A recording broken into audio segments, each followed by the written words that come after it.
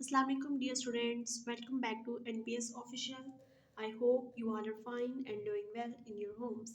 Students, as you know that in our last video we have done part 1 exercise of chapter number 5 Daffodils written by William Wordsworth 1770 to 1850. So in this video we are going to complete over this exercise. So let's start it.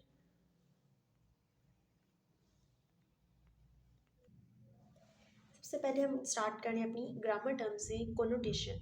Connotation means the attitude and feeling associated with the word as opposed to its literal meaning. यानी कि एक ही word के हमारे पास दो different meaning आ जाते हैं जो कि दोनों ही अपोजिट होते हैं, आपस में दोनों डिफरेंट होते हैं. जैसे सॉलिट्यूड और लोनली हम बात करें तो हम कहेंगे ये तो एक ही बात है, तन्हाई अकेलापन. लेकिन सॉलिट्यूड जो थी वो पॉजिटिव आपकी तन्हाई है और लोनलीनेस आपकी नेगेटिव तन्हाई में आ जाएगा. ठीक है, इसका मतलब ये है कि ये सॉलिट्यूड आपके पास पॉजिटिव कोनोटेशन है और लोनली आपके पास नेगेटिव कोनोटेशन है.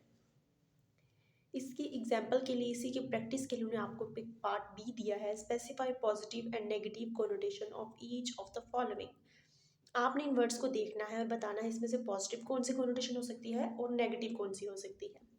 सबसे पहले देखें गेज, घूरना. स्टेयर भी घूरने को कहते हैं, लेकिन गेज जो है वो पॉजिटिव के लिए पॉजिटिव कोनोटेशन है. लुक स्टेडीली देखना, स्टेयर है नेगेटिव में. ठीक है, लुक फिक्स्डली समवन. ठीक है, आपने किसी को बहुत ज़्यादा ही गौर से देखना और अपनी नज़रें हटानी ही ना हो. ठीक है, वो स्टेयरिंग में आएगा.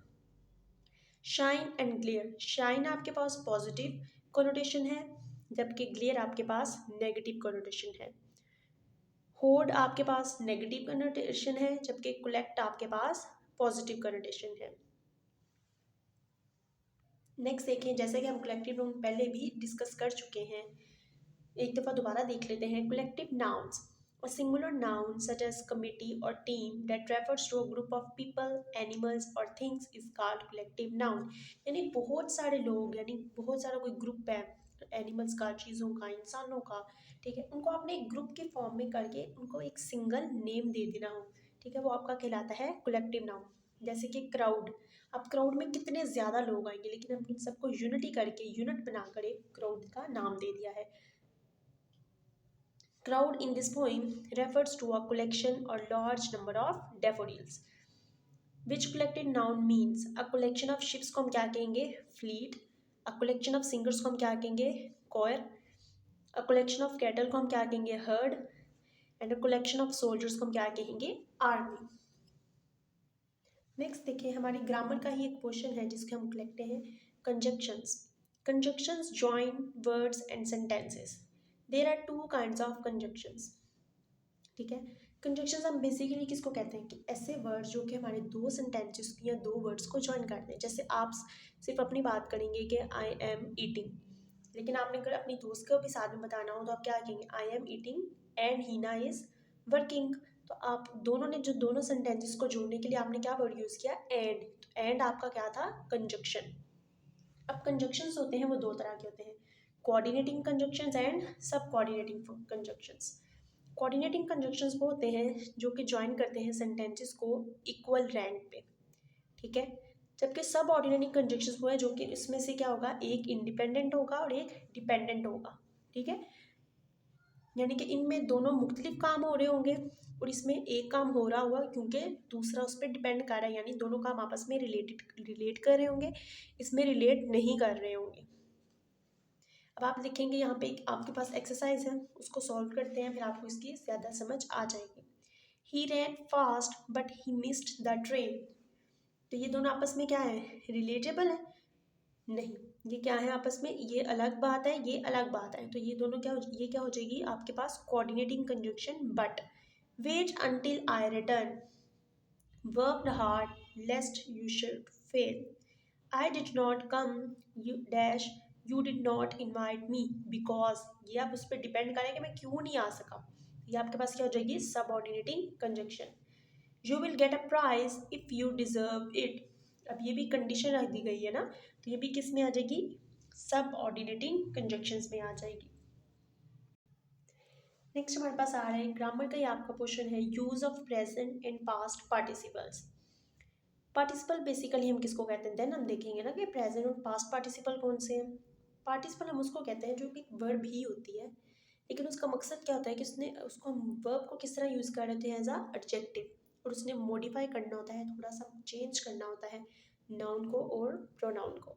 अब देखते हैं कैसे। प्रेजेंट पार्टिसिपल वो होता है all present participles end in I N G, यानी कि first form plus I N G जो होगा वो आपके पास प्रेजेंट पार्टिसिपल होगा, जबकि पास्ट पार्टिसिपल वो होगा जिसके एंड पे ई डी होगा, यानी कि वो अपनी सेकंड या थर्ड फॉर्म में एग्जिस्ट करता होगा, पास्ट में होगा। देखिए टायर्ड से टायर्ड, इंजर्ड, क्रैक्ड, ठीक है।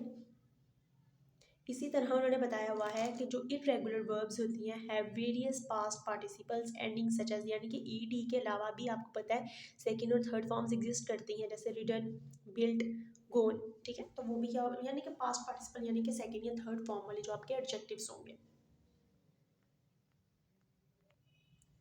नेक्स्ट देखिए, इसी की प्रैक्टिस के लिए उन्होंने आपको एक पार्ट दिया है, underline the participles in the following sentences.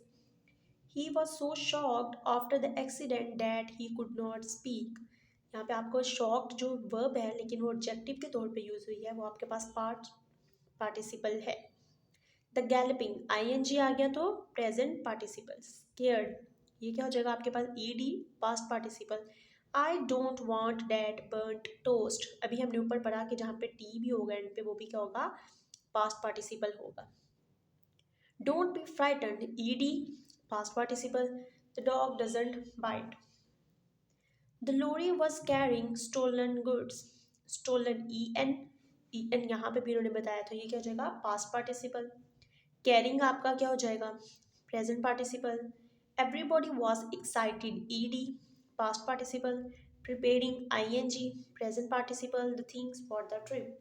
If the children are bored ed past participle। Why don't you take them to the park। ठीक है, अगर यहाँ पे टेकन होता तो वो भी हमारा क्या होना था पास्ट पार्टिसिपल, लेकिन ये टेक है तो ये आपके पास एज अ वर्ब ही आएगा, जस्ट पार्टिसिपल के तौर पे यूज नहीं हो रहा। So students that was our past participle and present participle exercise practice. So students, that video contain more grammatical portion of the that chapter exercise।